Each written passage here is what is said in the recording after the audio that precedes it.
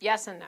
There are some things about The End of Men that are obviously good for women. It's nice to women to have a taste of power, to know that there are different role models, that we live in a world in which somebody like Marissa Mayer, who was just became the CEO of Yahoo, that she can exist. She can be pregnant, still get the job as the CEO, say something like, she doesn't want to take a lot of maternity leave. She wants to go right back to work and continue to be the CEO. She just came from Google. That model exists. Like, that's good for women. We have looked for an expansion of role models and a way to be powerful for a long time. So there are obvious ways in which this is good for women.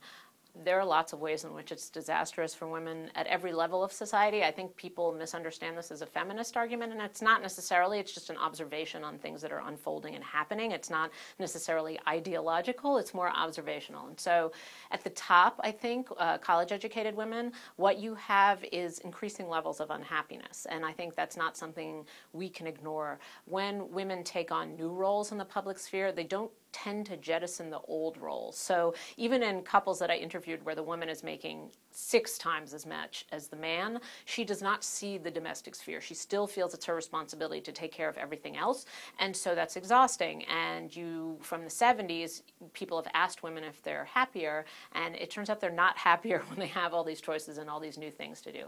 So that's a problem that needs to be solved, where we need to find some ways to ease that burden, and I don't think it's completely solved until we relax our notions of what men can do and how much men can help out, and for men to take on some of the tasks that we previously considered feminine. So that's a kind of, that's a bottleneck we've reached.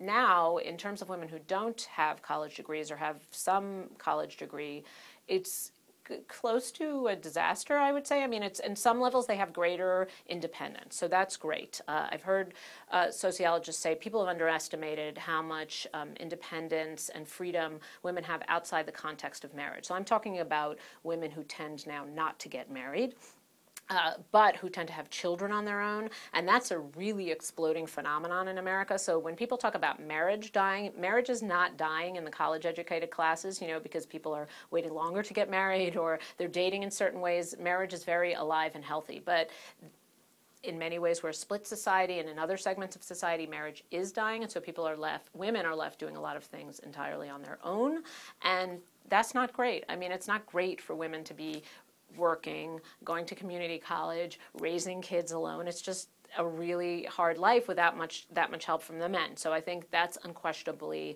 not that great. The image that sticks with me from reporting this book is I was in a community college in Kansas City, which was largely female, as most community colleges are, and I saw a woman who had fallen asleep between the bottom floor and the 5th floor of the elevator because she was working a job, an evening shift. She was going to school during the day. She had 2 kids, and she didn't have that much help, and I think that's an increasingly common situation. So are there good things about it? She's less likely to be abused. She's less likely to be dependent on someone who's going to abuse her.